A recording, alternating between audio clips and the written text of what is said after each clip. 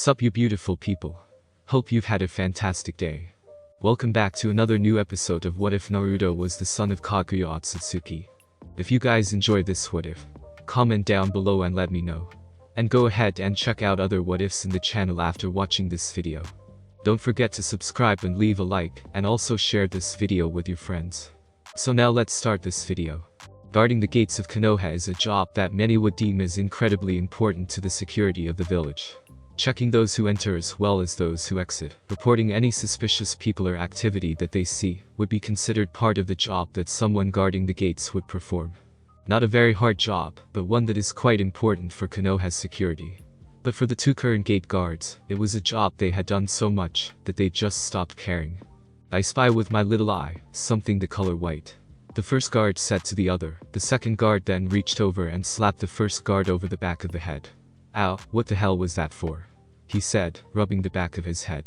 The second guard simply rolled his eyes at the antics of the first. He didn't hit him that hard. One would think that if they were taking their jobs seriously, then the second guard would have reprimanded his comrade of distracting them both from their jobs. This didn't happen, because neither of them was taking their jobs very seriously. "Itana, you idiot, everyone knows you don't say a color, you say the first letter of the thing you're thinking of," the second guard told Itana, the first guard. Itana was dressed in the standard grey armor that almost all shinobi wore, along with long dark pants and a black shirt underneath. The dark shirt was on top of a mesh shirt that reached Itana's elbows. A few pouches were strapped to this waist, each holding several pieces of ninja equipment like kunai and shuriken. Attached to his back with one handle over each shoulder were two kunai blades, large sword-like versions of kunai with a single edge. Itana's hair was dark, long and spiky. The only thing stopping it from covering his vision was the Konoha forehead protector that was strapped around his forehead. "That's not true," Itana responded to his companion's words. "I played using colors all the time. You're the one that's wrong, Daichi, not me." Daichi, like Itana, was wearing the same grey armor that almost all shinobi do. A dark shirt went up to his chin, and his Konoha forehead protector was wrapped around his head like a bandana, forcing his hair down, covering his left eye. Along with his fellow gate guard, he too had a few pouches strapped to his waist filled with ninja equipment. Daichi simply gave a sigh and didn't respond. Instead he looked up at the mostly clear sky, a few clouds lazily gliding across the almost empty blue sky. The two of them were sitting down against the walls that encircled Konoha, next to the gate. "Shouldn't we be paying more attention to our job?" Daichi questioned the person sitting next to him as they both watched the clouds. "I mean, our jobs are pretty important, if boring half the time, and we're both chunin. Shouldn't we be showing a better example to the younger generation or something?" "Nah," Itana said, waving off Daichi's question. "The other villages are running scared of Konoha since the shinobi war, afraid we'll send the elemental sage after them. As for the younger generation, why would any of them look to use for inspiration? We're both 18-year-old chunin gate guards. Not exactly the best role model." Looking over at Daichi, Itana nudged him with his elbow. "Come on Daichi, we all know what happened. In the final battle, he came in like some sort of vengeful god, and slaughtered all the Iwa, Kumo and Suna ninja around." "I know the story Itana," Daichi told his friend, interrupting his recount of the final battle of the shinobi war. "But still, what if an enemy shinobi attacked, or what about one of those Nukenin that people are always going on about? Apparently, Suna, Kumo, Iwa, Kari and Konoha are all thinking about releasing their own books that list all their missing nin, and are giving out rewards for their heads. Do you have any idea how many ninja abandoned their own village after the war, including Konoha?" "Yeah, I know," Itana grumbled. "Bloody traitors, all of them." He spat. "You know that most of them left their village because it didn't continue fighting in the war. Just because they didn't get to kill the guy that killed their brother or something, they decided to leave their home, to go on some kind of lone path of justice," Itana said, mockingly in his last few words. Daichi knew that his partner was a stickler when it came to loyalty, as he was, so both of them were quite pissed that so many ninja would just abandon their village, like it was nothing simply to kill someone. "So shouldn't we be on alert in case one of them attacks?" the bandana-wearing chunin asked his partner again. "As you said, one of them could come looking for revenge. And they'd use the front gate?" Itana asked with incredulity. "If they wanted to kill someone, I'd highly doubt that they'd use the front gate. Most likely they'd try and jump the wall or sneak in, and no one would be dumb enough to use the front gate." As soon as Itana said that, both gate guards jumped when a body was dropped in front of them. It was of a man in his late 20s, wearing a Suna headband with his throat slit and blood pooling below him. "You were saying?" A voice asked. Both men looked up to see a hooded figure standing above the body. This missing nin from Sunu was about to walk right past you both, and neither of you would have known. Please pay more attention next time. The man, judging by his voice, then turned to walk through the open gates that lead into Konoha. Itana and Daichi both looked at each other before scrabbling to their feet and jumping in front of the hooded figure. Both had hands on weapons in case the man was hostile and attacked. Halt, Itana ordered as he stood in front of the man. Please lower your hood and identify yourself. If not, then we will have to detain you. Neither could see what the man looked like under the hood, but both could tell he had an amused smile on his face, most likely from trying to act like they took their job seriously, after they were caught acting as if they were on break. The man didn't say anything, but his hands began to move upwards to his hood. Both gate guards tightened their hold on their weapons, Itana on one of the kunai blades strapped to his back, and Daichi on one of the shuriken in the pouch on his waist.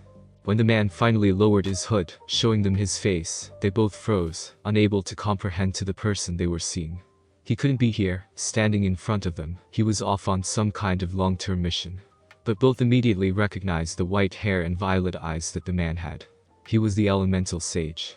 Neither guard could move, neither were sure that they wanted to move. They were standing in front of a legend of the shinobi world. Someone that people were already saying had more power than Hashirama Senju, a man that had almost single-handedly ended the war in one swoop, saving Konoha from possible extermination.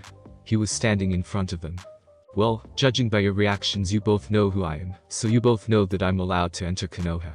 With that, the legend walked past both of the stunned gate guards and into the village. Once he left, both Itana and Daichi looked at each other with wide eyes. Wait until their friends hear that they, Itana Hagane and Daichi Kamizuki, had met the elemental sage. Walking through the streets of Konoha with his hood once again up to avoid attention, Naruto noticed that nothing really changed in the 6 years since he'd left. Ninjas still roamed on the rooftops, civilians still browsed the stalls and shops for good deals on goods. One could almost think that nothing had changed. But Naruto could see that something had indeed changed. There wasn't the tenseness that had been prevalent in the village when he was last here.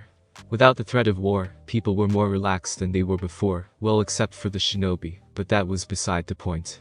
People seemed to smile more when they were outside. He could see children running down the streets and through alleyways without a care in the world, as opposed to when the war was in full swing, and they all seemed to stick close to their parents whenever they went out. Naruto could also see an increase in the amount of shinobi activity in the village. He saw several ninjas simply walking down the street, along with several more running along the rooftops, jumping over gaps between buildings like it was nothing and scaling walls with chakra.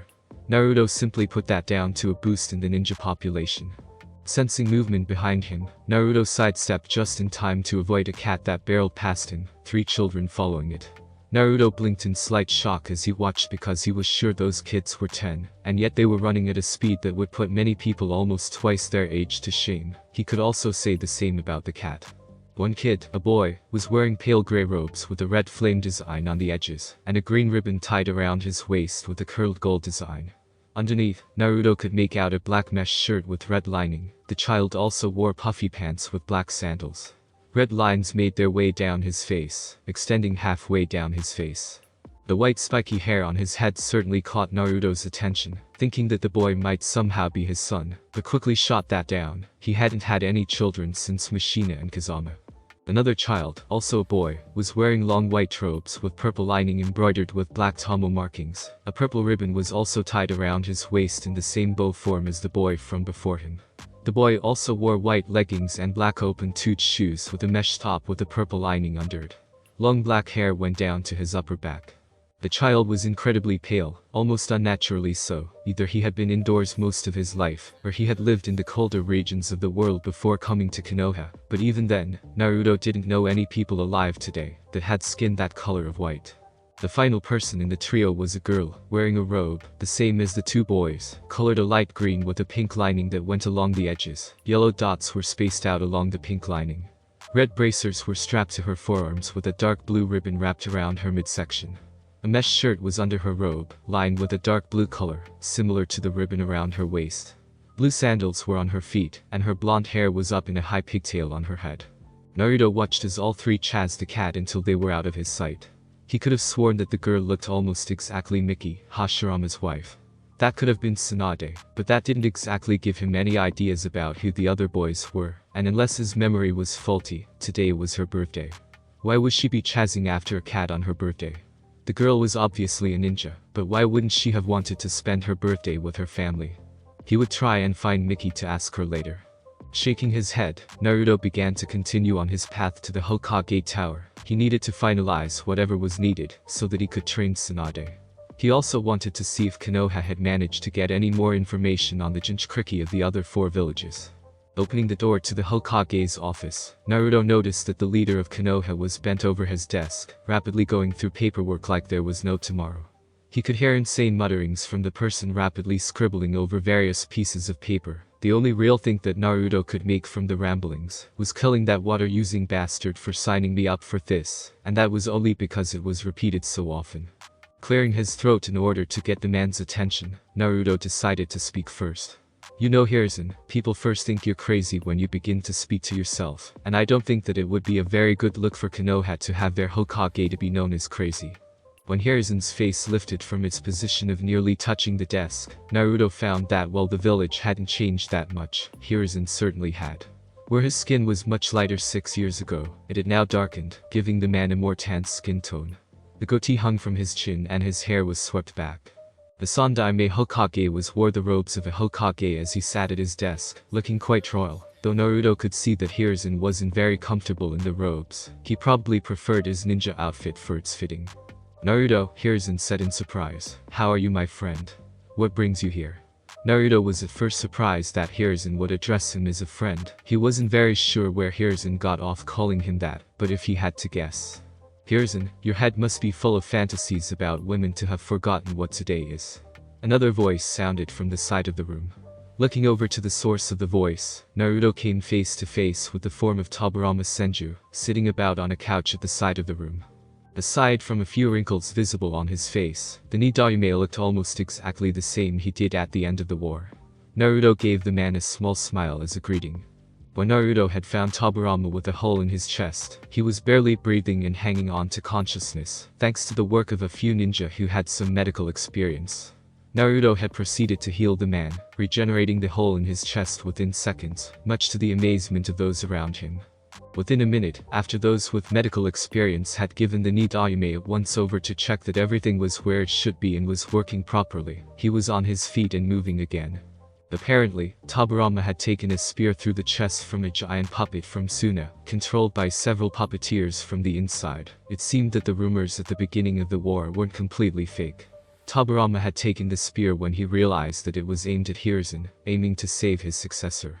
Once he was healed and once the both of them managed to get a moment alone, away from the other Konoha ninja, Tobirama had formally told Naruto that his part in the war was over, and that all he had to do was return when Tsunade was 10 to train her for a year to finish the deal. With the death of the Tsuchikage and Kazukage, along with the utter humiliation that the Raikage suffered at the hands of Naruto, along with his unknown status, Tobirama was certain that the war was now over. Suna and Iwa would definitely back out of the alliance, and the war with the death of their leaders, Kumo, would soon follow, if not immediately. They wouldn't wish the same humiliating defeat that they faced in the final battle. With those three out of the way, Tobirama was sure that Kiri would also withdraw when word reached them of what Konoha had unleashed on the IKS alliance. They would not risk facing both Uzashio and Konoha. They couldn't defeat one, they wouldn't be able to defeat two. And Tobirama's predictions came true. Within 2 days of the final battle, Iwa, Kumo and Suna all officially became neutral in the war, Kiri following soon after. The death of their leaders being enough for both Iwa and Suna, while the only surviving Kage from the battle, the Raikage, pulled his village out of the fight with Konoha, the Raikage having survived the final battle by being flung far enough that he wasn't caught in Naruto's Keketsuta technique.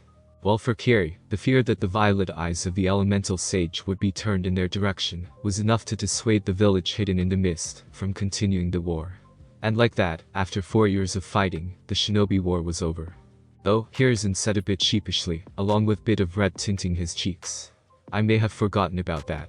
You were thinking about the girls in the hot springs, weren't you? Tobirama deadpanned, the annoyance with his successor easily heard. When Hiruzen rubbed the back of his head and offered a sheepish shrug, Tobirama put a hand to his face. Why did his successor have to be so lecherous? He couldn't wait until he met a girl that would punch him for his antics. He was also then sure that Hiruzen would eventually marry the very same girl. Hiruzen needed a tough girl to hold him down, and it was in no way for his amusement to watch as the woman beat Hiruzen whenever he acted perverted. Clearing his throat again, Naruto tried to bring the conversation back on topic. So, is there anything I have to do before I begin to train Tsunade? Tobirama shook his head. No, there shouldn't be anything that you need to do, Naruto. The Senju told him. All you would need is the permission of the clan head, which is me, and of the Hokage, Hiruzen. Ordinarily, it would be Haru you'd be after for permission to train Tsunade, but Haru has turned it down, not wishing for the responsibility, so it has fallen to me until Tsunade is ready to accept it. If you wish to take Tsunade out of the village, however, you will need to notify Hiruzen beforehand and clear it with him. The former Hokage then turned to look at his successor. I think that's it unless you can think of something I'm not, Hiruzen. Is there anything I may have missed? Tobirama questioned. Hiruzen looked thoughtful for a second before giving his answer. No, there's nothing else that I can think of besides Tsunade herself actually saying she refuses Naruto's training, but that is incredibly unlikely. I don't think anyone would want to pass up a chance to train under the elemental sage. The quick look over to Tobirama told Naruto all he needed to know. Hiruzen knew that he was in Konoha to train Tsunade for a year as some sort of agreement, nothing more, nothing less. That suited Naruto just fine. Tobirama then turned to Naruto and gestured to one of the chairs on the other side of the Hokage's desk. You can sit down, Naruto. Tsunade and her teammates are out on a mission in the village at the moment and should be back here shortly, and we all have plenty of time to talk. Tobirama said before his head snapped to look at Hiruzen, hearing him mutter, "Speak for yourself." Have you got something to say, Hiruzen? Tobirama asked with a raised eyebrow. Why can't you just tell me how you do all of this paperwork in a single day? Hiruzen asked with a groan as he massaged his head while glaring daggers at the papers that seemed to have doubled in size. If I could make something to deal with it, then you can certainly figure out how to take care of it. Tobirama told his former student, ignoring the groan he got as a response. But think of all the young girls, Tobirama-sensei. Think about how lonely they'll all be without me. Hiruzen was now pleading with his former teacher, but the Senju was far from moved by his successor's heartfelt speech. As far as I'm concerned, every second you don't spend outside is a second in which women everywhere celebrate about not having to put up with you presents constantly harassing them. Tobirama answered with empathy to his former student's plight. Tobirama then turned back to Naruto.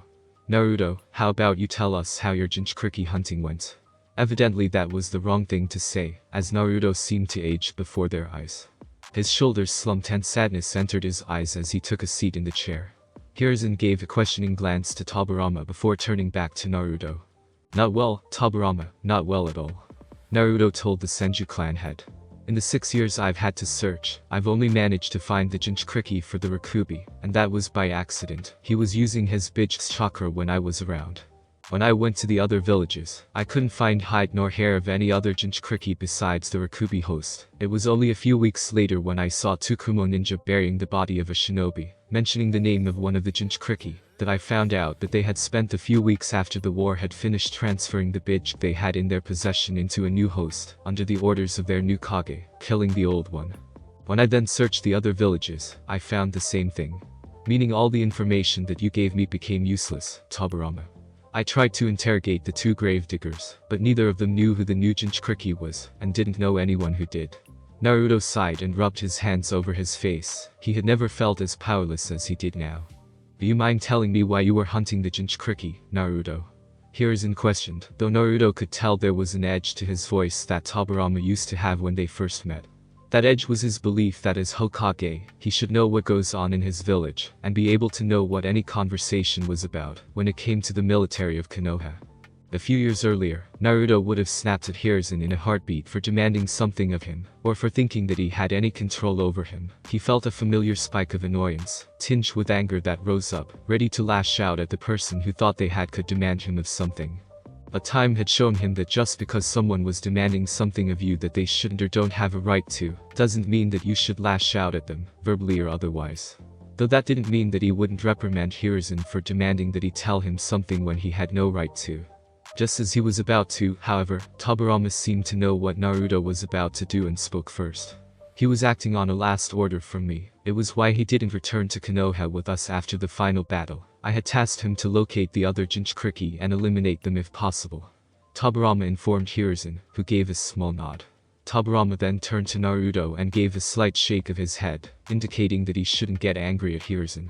Most likely because Hiruzen thought that he was somehow loyal to Konoha, and would take getting yelled at by Naruto a different way than Tobirama had, who had known almost exactly who Naruto was. Naruto reluctantly swallowed his tongue but settled with the fact that he hadn't answered Hiruzen. So, if all three of us have so much time, Naruto said, ignoring Hiruzen mutter of speak for yourself. Why don't you both tell me what's happened since I've been gone? Naruto asked, wanting to change the subject away from his failure of locating the Bidge coasts and freeing his nieces and nephews. Tobirama gave a small smile. Well, as you could have guessed from my mention of her team, Tsunade is a ninja, and has been for 4 years currently. She is currently a genin in rank, though only because she hasn't gotten the chance to full show her skill set, nor has she gotten a mission that has made her a consideration for a promotion. I also wish for her to grow older before I feel comfortable sending her out into the world on her own. Tobirama added the last part as if it was an afterthought, but he quickly continued praising Tsunade and her team. Tsunade and her team are one of the more skilled teams that currently take up residence in Konoha.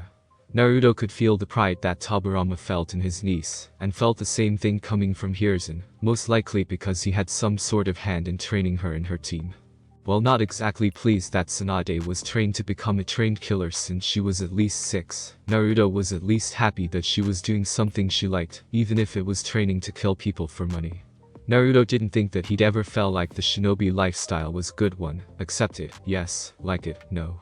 However, Naruto immediately realized something, and it made him narrow his eyes. Tobirama, I thought that you said that the shinobi training facility would wait for the children to reach a proper age, before making them become shinobi. You said that it was only during wartime settings that children would become shinobi so young. Why did Tsunade become a genin when she was 6? Naruto asked with slightly narrowed eyes. Tobirama gave a small sigh as his smile turned into a frustrated look. I would have liked nothing better for Tsunade to be able to become a genin at 10 instead of 6, but a problem arose in the training facility when we began to bring in civilian students, while extending the time for graduation. During the war, the academy was so fast-paced and began so early that almost all those learning there learned the same things at the same time. However, now that the war is over, it was decided to include more information for the students to learn spread out over more years, to help them all become better rounded shinobi.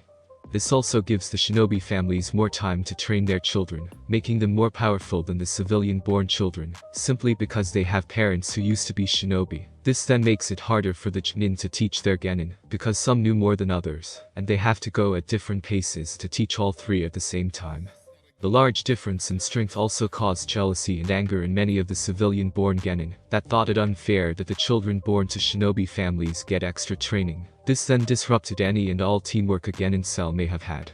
So in order to combat this, Hiruzen, with my counsel, decided to introduce early examinations for all the years. This then allows those genin who are strong enough to become genin to do so, giving the genin an easier time in training their students, as when they graduate, they would all do so with roughly the same strength and knowledge. Tsunade and her team were simply some of those genin who took the early exam and passed. Tobirama explained to Naruto. His mental frown lessened slightly but didn't completely disappear. So is there anything to help the civilian-born students if they wish to graduate early? Naruto asked. Hiruzen was the one who then continued. That's actually another one of the things that has changed. During the time that you weren't here, I decided to open a shinobi library, so that the civilian children could go and learn more about shinobi-related subjects, and help them keep up with their classmates that are in clans. As you can see and have no doubt guessed already, I became Hokage after Tobirama-sensei stepped down after the final battle of the Shinobi War. His smile then turned into a slight frown. And I'm starting to regret accepting the position. He muttered as he began to glare at the unmoving pile of papers that were stacked up on his desk. Tobirama simply rolled his eyes as the Sarutobi began to speak again. Mito returned after the war and is currently living in the Senju compound in a house with Miki, Tsunade, Haru and myself. She is not as talkative as she once was after Hashirama's death, but it's better than any other alternative. Tobirama finished with a sigh, before perking back up, a slightly larger smile than before on his face.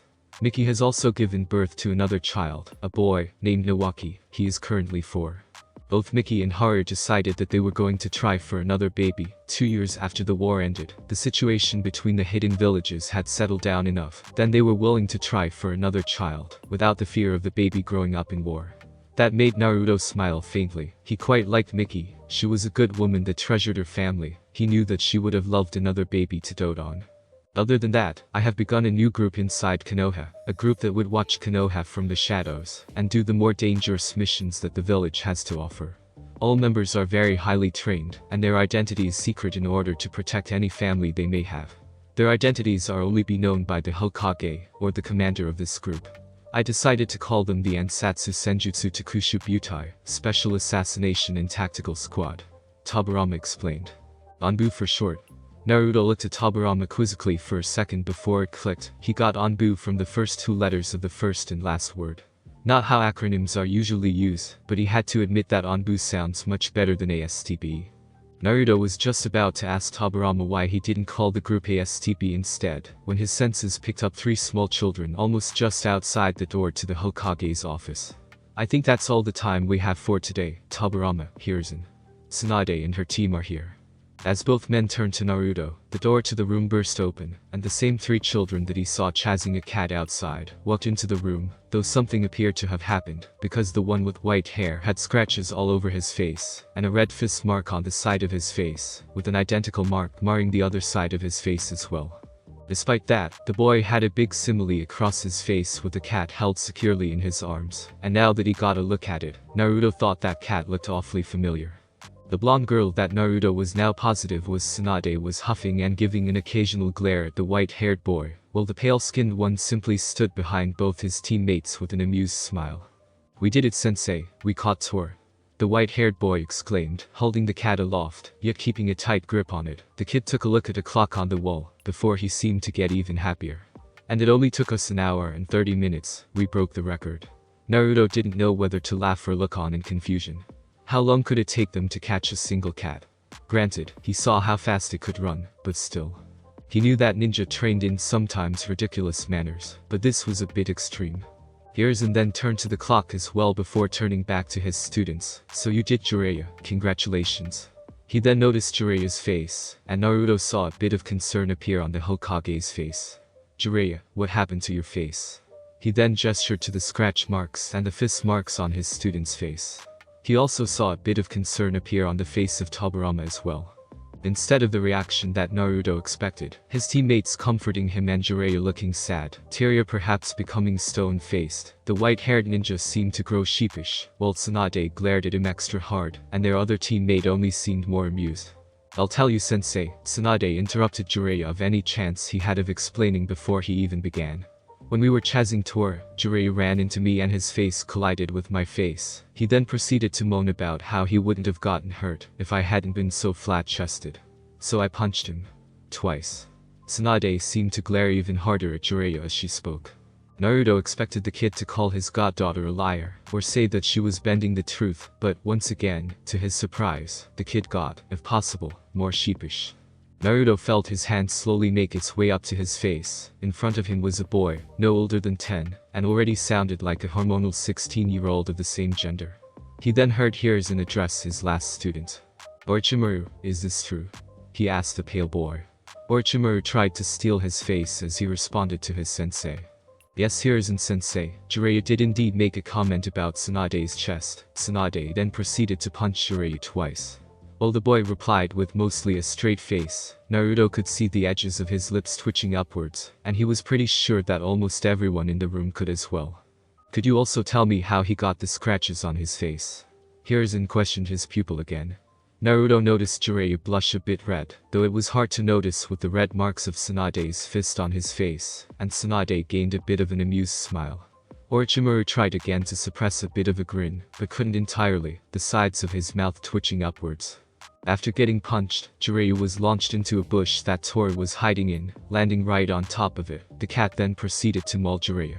Tsunade let loose a small chuckle that then dissolved into laughter, Orochimaru giving a small laugh along with his female teammate. Tobirama didn't laugh, but Naruto could see that the man was amused at the antics of the team. Jiraiya just continued to blush red while still holding the cat that somehow seemed pleasantly pleased with itself. Hiruzen gave a small chuckle along with his pale-skinned student. After the laughter died down, Hiruzen's team seemed to finally notice that Naruto was in the room. The three then took to staring at Naruto, while Naruto simply looked back at them. Hiruzen and Tobirama simply watched, waiting to see who would break the silence. Finally, Jiraiya decided that the silence had gone on long enough. "Who the hell are you?" he asked bluntly, earning a sigh from Hiruzen and shake of the head from Tobirama. Not that he noticed either of those things. Naruto was tempted to raise an eyebrow at the kid. He would have thought that everyone in the world would have known who he was by now. He'd seen kids that were 7 or 8 run around pretending to be him. Not the best picture when he was known for slaughtering almost 3,000 shinobi. Almost everyone he met seemed to know who the elemental sage and what he looked like, but apparently these three didn't, if Tsunade's and Orochimaru's lack of reaction was anything to judge by. Naruto had to admit, he felt slightly hurt that Tsunade didn't recognize him, though she was still mostly a baby. Turning to look at Tobirama, the man guessed Naruto's question. They didn't spend long enough in the facility to learn about legendary shinobi, they only got the introduction to the shinobi lifestyle. "They know of you but not your appearance, though I am surprised that Tsunade doesn't remember you," he explained. Naruto gave a slight nod to show he understood before he turned to look back at the three genin, who were now looking at Naruto slightly confused, Tsunade especially so. "We really need to change the name of the shinobi training facility," Hiruzen muttered to himself. "It sounds like we run experiments on people when we just call it the facility." No one heard the Hokage's mumbles, and the man himself filed it into the back of his mind. "Oji-san, who is this guy, and how am I meant to know him?" Tsunade asked her granduncle, confused at how she was supposed to know the white-haired man. She would admit that he looked slightly familiar. There was a kind of tingling sensation at the back of her head, telling her that she knew this person, but she couldn't remember why. "Tsunade, I surprise, you don't recognize your own godfather?" Tobirama asked with a bit of mirth and a raised eyebrow. Tsunade looked shocked, her eyes widened as she looked back between Tobirama and Naruto, as if she couldn't believe what was happening. Her teammates did as well, though not as much as their female teammate. They were simply shocked that Tsunade's godfather randomly shows up, and she doesn't appear to know him. "I'm Ōtsutsuki," Naruto said, deciding to let a little bit of his more humorous side come through. "Don't you recognize me? I did play with you when you were smaller with your mother," he told her with a smile. Jiraiya gave a snort and began to chuckle, while Orochimaru raised an eyebrow at the nickname. "Tsutsu?" Jiraiya asked mockingly. Almost instantly, Tsunade's confusion turned to embarrassment, which quickly turned to anger. She turned to Jiraiya, her cheeks red. "Don't call me that, Jiraiya," she yelled at him, her face starting to become red, though whether it was from embarrassment, anger or something else was unknown. Tsunade's words didn't stop Jiraiya from his chuckles though. The threat of her fist, however, when she threatened to hit him with it, did. Jiraiya clammed up almost instantly and gave a nervous chuckle, closing his mouth. She then turned to look at Naruto wearily. "Are you really my godfather?" Naruto gave her a smile to ease her worries. "Yes, I am, though your father didn't agree all that much at first. It was more like your grandfather appointed me your godfather. I had actually only just met your father and you when your grandfather decided to tell me that," Naruto said with a small chuckle. Looking back on it, it was quite funny. "That is all well and good," Orochimaru interrupted, trying not to be rude. "But how are we meant to know who he is, and why is he here?" They were still here for a reason. Ordinarily, if their sensei was talking with someone, he would quickly sign off on their mission before dismissing them, but they were still here. Orochimaru wanted to know why without getting sidetracked. "Your student is right, Hiruzen. We should get straight to the point." Looking to the only blonde in the room, Tobirama addressed his niece. "Tsunade, your godfather is here to train you for a year in his arts." Naruto internally thanked Tobirama for not calling his arts ninjutsu or anything related to shinobi. Seeing a confused look on Tsunade's face, Tobirama elaborated. "Chakra arts." "Oh," Tsunade said, what her granduncle was trying to say finally sinking in. "Ninja arts, why didn't you say so?" she told her granduncle plainly. She didn't see Tobirama quickly shift his vision over to Naruto for a split second, enough time to observe a quick twitch in the man's right hand that was resting on the armrest of the chair he was seated in. The full meaning of Tobirama's words then hit the girl. "Training. A year. Why is this happening so quickly? Why wasn't I told beforehand?" Tsunade was shocked. She was getting trained by her godfather that comes out of nowhere for a year. Her teammates seemed equally shocked. They wouldn't train with Tsunade for a year. Weren't they a team? This was something that not a lot of people knew about Tsunade, even within the Senju clan. Tobirama explained patiently. Very few knew what was being planned. But why am I learning from him now, why not earlier? Tsunade questioned. Because not only would he not teach you if you were any younger, Tobirama told her, but also because if you were any younger than you are now, you might not understand or misuse what he will try to show you. The Senju clan had then looked to Naruto and gestured to Tsunade. Naruto got the message, and began to tell Tsunade what Tobirama could not. Tsunade, he said, causing her, and both her teammates, to turn and look at him. Naruto had a stern look on his face as he gazed at her, trying to impress upon her the seriousness of the situation. Whatever it is that I teach will have the power to be incredibly dangerous. You need to know that before you do anything. It is something that can be taught to children no matter how prodigious they are. One slip in concentration could kill you and hurt those around. Looking into her eyes, Naruto could see that his goddaughter had gotten the message. Good to see that you understand that. Tsunade then twisted to look at both her teammates, before turning to look at her granduncle and sensei. What will happen to Jiraiya and Orochimaru? Will they get special training too? She questioned, but her answer was given immediately when both men shifted uncomfortably. Tsunade gave a slight frown before turning back to look at her teammates before looking back. If they don't get training, I don't get training, she said stubbornly. Both boys looked shocked and happy, shocked that she would give up extra training for them, but happy for that very same reason. The two, one former Hokages, looked flabbergasted. Hiruzen had part of his mouth opened, as did Tobirama, and both men had their eyes wide. Meanwhile, Naruto thought this was the funniest thing he'd seen in years. A grin had plastered itself all over his face, and he was struggling to contain his laughter. Hiruzen and Tobirama had both been confident that she would accept being under his tutelage, but to see her say no, right to their faces, was one of the biggest proverbial slaps to the face that either man had probably ever experienced. It was only made better that both these men knew how powerful he was, and how lucky anyone would be to learn under him if they got the chance, and yet Tsunade refused. He didn't care that she didn't know how powerful he was, it was still hilarious. Tobirama was the first one to recover. Tsunade, please think about this. This is something that won't come around again. The man was desperate for his niece to agree. That only made it funnier when she declined again. I told you, Oji-san, either all three of us get extra training or none at all. Hiruzen sensei told us that teamwork was one of the most important aspects of being a Konoha shinobi, and that with teamwork, we could accomplish anything. Oh, this was too good. Naruto's grin stretched a little wider when Tsunade unintentionally threw Hiruzen in front of the proverbial jutsu. Tobirama slowly turned to look over at Hiruzen, who had suddenly found his paperwork very interesting, and was busy scribbling away rapidly. His scribbling only seemed to get faster when Tobirama's piercing gaze was turned on him. Eventually though, Tobirama turned away with a sigh before he finally turned to look at Naruto, who was only just managing to keep his laughter under control. When he noticed Tobirama staring at him, Naruto stopped his internal laughter, stared straight back. Tobirama then made a small head movement towards Tsunade and her teammates. Naruto immediately got the connection.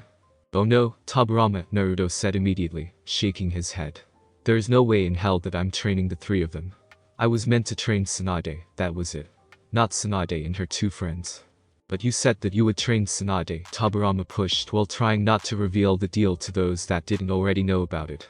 And your goddaughter is simply sticking by her friends, not refusing your training. Yes, that may be true, but I am not willing to train another two people for a year. I was meant to train Tsunade for the year. Naruto told Tobirama. He could see that Tsunade and her friends looked a bit confused about what was going on, but they didn't really need to know. Tobirama gave a sigh and rubbed the bridge of his nose before his hand suddenly stopped. Bringing his hand down off his face, he looked at Naruto for a second before looking down at Hiruzen's Genin team. Naruto, he said, turning to look at the white-haired man. How about then instead of a year, you trained Tsunade and her team for 4 months? Naruto's immediate action would have been to refuse the deal, but then he thought about it for a moment. He would be training Tsunade and her two friends, but not for a year, meaning they wouldn't learn as much as he could have taught his goddaughter in a year. On the other side, he might have to teach them all different things. But again, it wasn't for a year, and these kids weren't as skilled with chakra as himself and Hagoromo had been. They take longer to mold the chakra in the way desired, so he wouldn't teach them as much as he would have in the original deal if he took this one. It wasn't that Naruto didn't like Tsunade or her friends, it was that he didn't want to teach, a dislike that he developed after he found out what Hashirama and Madara had been doing with his teachings. There were too many possibilities about what could happen, and what Tsunade and her friends did with what he taught them were out of his control. When he had taught both Hashirama and Madara, both had been mature enough to know when to use what he taught them and when not to, but that had been because they had been forced to grow up. Tsunade, Jiraiya and Orochimaru didn't have that maturity, at least not in the same quantity as Madara and Hashirama had. Then there was the possibility that one of the three could turn into another Madara, which was something that Naruto wanted to avoid at all costs. The legendary Uchiha would be a mistake that Naruto wasn't sure he would ever live down. The incident with Madara had made Naruto wary of teaching ever again, and had brought to light how wrong it could go. Still, needed to honor his agreement, and this was the way how. Naruto gave a small, almost unnoticeable sigh, before nodding to Tobirama. He would teach them. But he would not be responsible for what they do with that when he stopped training them. Catching Tobirama's gaze, he gave the man some final words before standing and moving towards the door. I will teach them Tobirama, and in the 4 months that I will train them, I will be responsible for what they do. But once Hiruzen begins teaching them again, anything and everything that do with what I teach them will be on Konoha's head, not mine.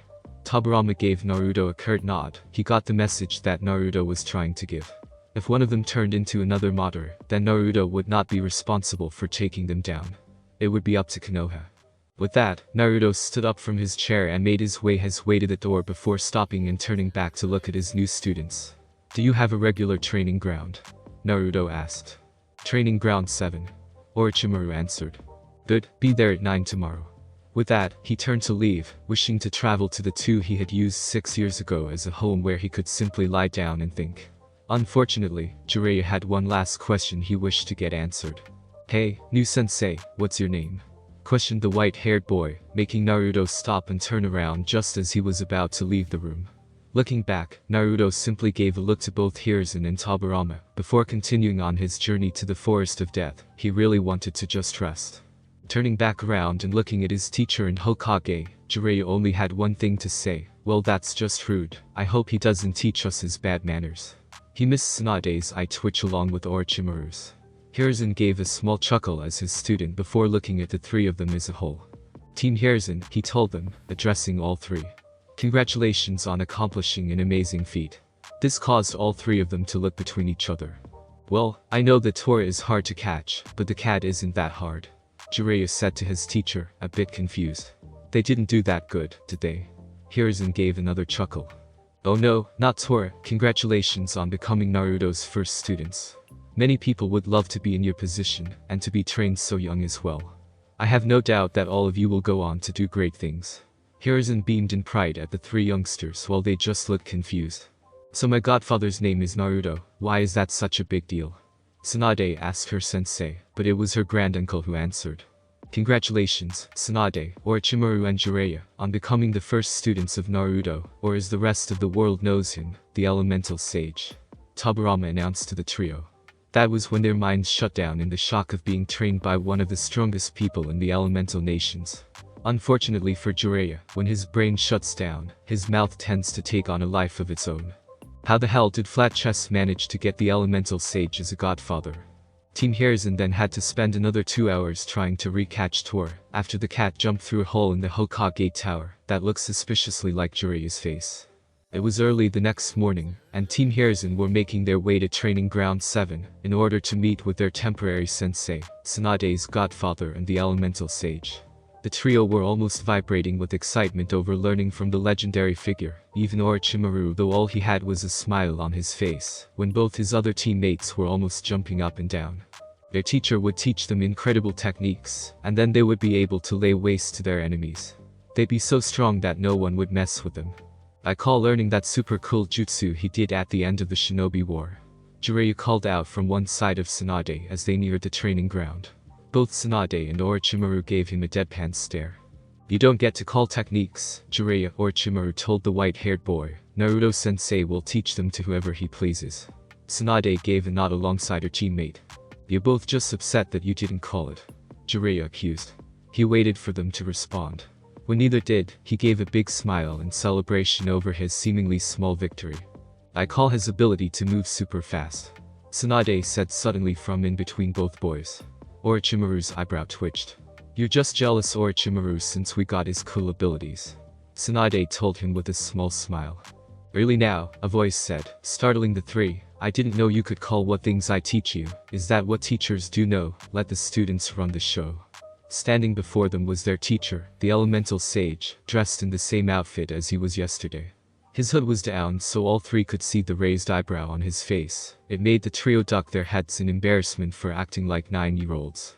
They were 10, and ninja. They were meant to be mature and adult-like. Sorry sensei, Jiraiya mumbled along with the other two. Good, Naruto said once he heard their apologies. Now, I already know a rough outline for what I'm willing to teach the three of you, but a part of what I have planned depends on the answers the three of you give to a question. Naturally, Team Hiruzen felt excited as well as a bit confused. They hadn't done this when Hiruzen-sensei was teaching them. What do the three of you excel in? That caused the Genin to pause and think. Jiraiya was the first one to answer. Well, I think I'm good with ninjutsu and maybe with taijutsu. Other than that, I don't really know. He told Naruto, who simply nodded before turning to the other two. He was getting better at concealing the twitches that plagued his body whenever he heard that word. None of the three Genin noticed anything. I'm okay with medical techniques, and I have chakra control that's better than most. I'm also pretty strong. Naruto could see that Tsunade didn't really feel comfortable with the self-evaluation of her skills. Jiraiya also didn't seem very comfortable. Team Hiruzen probably hadn't evaluated themselves in such a way. My preferred areas are ninjutsu and taijutsu, sensei. Orochimaru answered, addressing Naruto as he would a superior. Naruto could easily see that Orochimaru took his training more seriously than most, or at least more seriously than Jiraiya and Tsunade did from what he's seen, though he hadn't seen how the trio would behave when training. Would you ask sensei? Orochimaru questioned. Because your answers will partially influence what I teach you. Naruto explained. I won't teach you what you want, I'll teach you what I believe will be of most use to you. Jiraiya slumped his shoulders at that comment. So I won't be able to learn the Katan, Sky Release, or whatever technique that you use, he said dejectedly. No, Naruto told him bluntly. I'll decide what I'm going to teach you. How much I teach you will depend on your willingness to learn. Should I feel that you deserve it, I might, and I stress might, give you all something else, but that will be completely up to how I feel at the end of the 4-month period. Naruto looked over all three. He could see that the trio looked ready to learn, excited even, but Naruto wanted to see how they would react to something they wouldn't expect. Now that he knew what the three of them excelled in, he now had an idea of what to teach the three of them individually. However, he still needed a bit more information on something before he taught them anything that would be in their preferred fields. So it was for those reasons that he was going to start them off with a subject that he had mastered to a fine art, and something that many shinobi overlooked when looked for an area to specialize in. All three were watching when he moved his hand into his cloak to remove something from his waist, leaning forward slightly in anticipation. Though none of them could quite hide their disappointment when all he pulled out was a scroll. It was a simple scroll, no cool markings, no awesome symbol on the front, no glowing with pure awesomeness. It wasn't even large or a different shape from any other scroll. It was a single ordinary scroll. A scroll that their sensei could have bought from a shop down the street where there were probably 50 others almost exactly the same. Sensei, please tell me you're joking. Jiraiya asked with a bit of desperation in his voice. If you're going to make use write essays or read, then I'm leaving. I finished the facility 4 years ago. I'm too old to be doing essays. Naruto simply raised another eyebrow at Jiraiya's antics and waited for him to stop. Unfortunately, Tsunade decided that this was the perfect opportunity to insult Jiraiya. Jiraiya, you were the dead last in our year. If anyone needs to learn more, it's you. Tsunade told her teammate. Hey, Jiraiya said indignantly. I graduated with you guys and the three of us graduated before anyone else. That doesn't make me a dead last, that makes me. Jiraiya puffed out his chest and tried to make himself seem taller. A genius. He exclaimed in a loud voice while thrusting a fist into the air. Just because you studied incredibly hard and trained more than usual as the early graduation exam came up and then proceeded to pass by the skin of your teeth, does not make you a genius, Jiraiya. Orochimaru told him, entering the conversation. Both Tsunade and myself were at the top of the class, while you were at the bottom. We are geniuses while you are still a dead last. As Naruto watched on, he was reminded that children possessed a cruelty that outstripped anything a man or woman could do. Naruto could see that Jiraiya seemed a little teary and upset at the words of Orochimaru and Tsunade, his supposed teammates. Deciding to put a stop to this, Naruto reminded the three of them that he were here, as well as cut Orochimaru and Tsunade down to size. From both of their actions, Naruto could guess that both of them had become arrogant after being hailed as prodigies and the like. They would have to learn that he didn't give a shit about that. Orochimaru, Tsunade, Naruto snapped, causing all three to focus on him. He caught Jiraiya rubbing his eye with the sleeve of his robe. No goddaughter of his would act like Tsunade just had. Opening the previously closed scroll, Naruto revealed several symbols etched onto the paper. Tossing the now opened object between himself and the three genin, Naruto pointed at Orochimaru.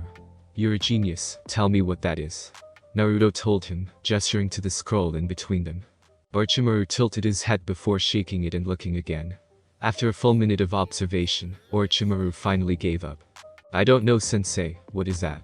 Orochimaru admitted with defeat. He knew what his sensei was doing, it was hard not to. Tsunade also knew, and wasn't surprised when Naruto called on her next to tell him what it was. "I don't know, Naruto-sensei," she told him, head bowed low. She felt a bit humiliated, but a part of herself told her that she deserved it.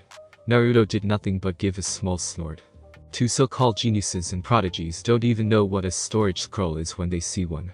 I wonder how surprised Uzashio would be to find that their allies don't teach their ninja fukinjutsu in their basic training.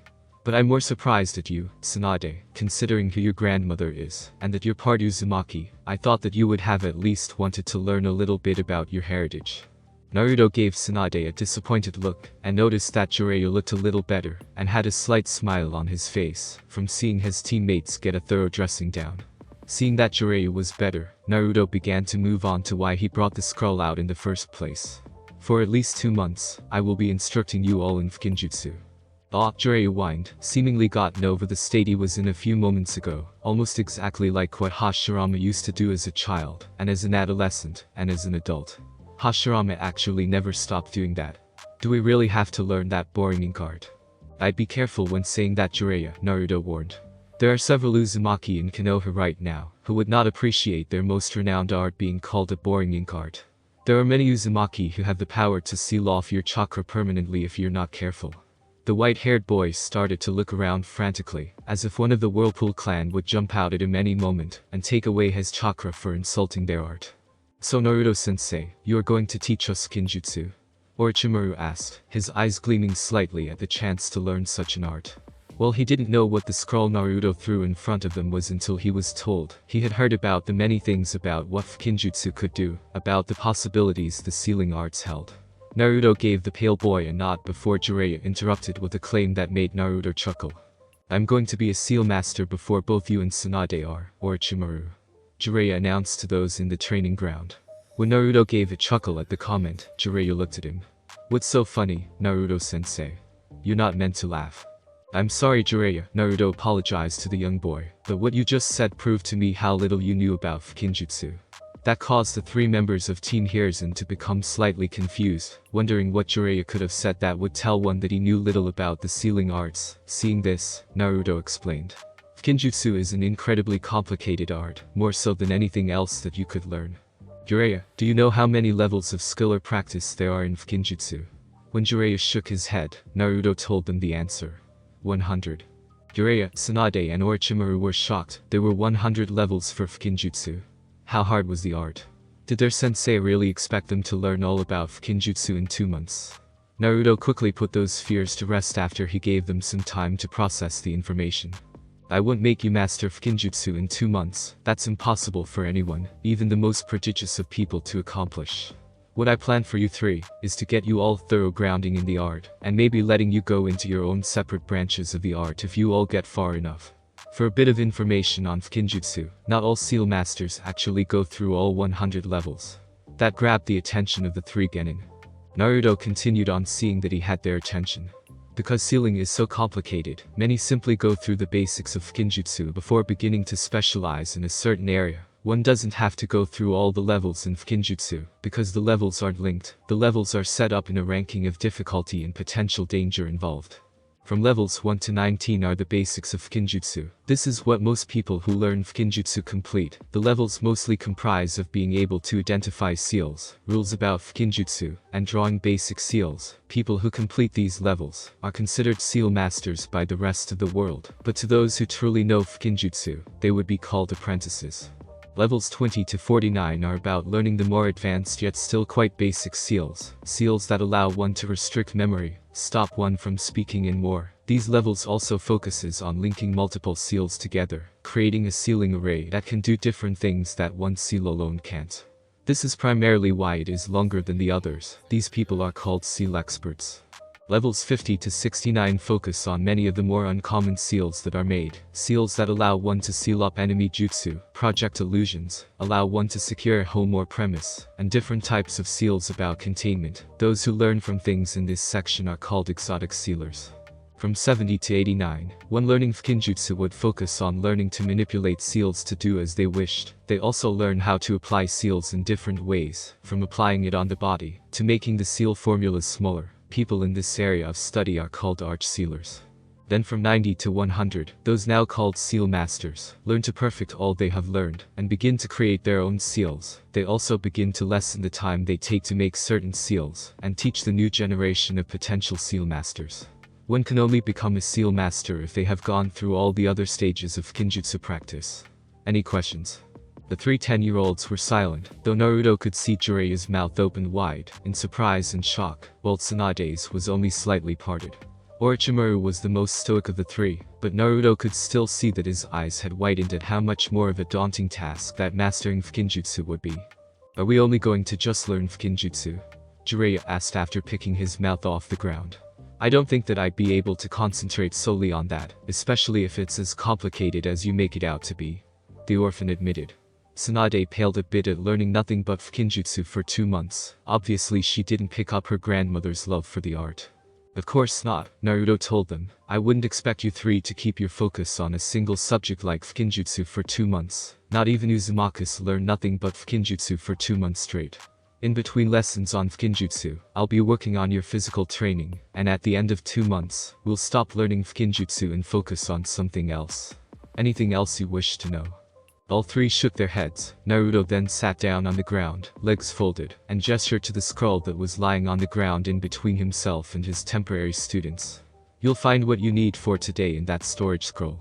I trust that you know how to channel chakra correctly in order to use it. Naruto questioned with slight sarcasm in his voice.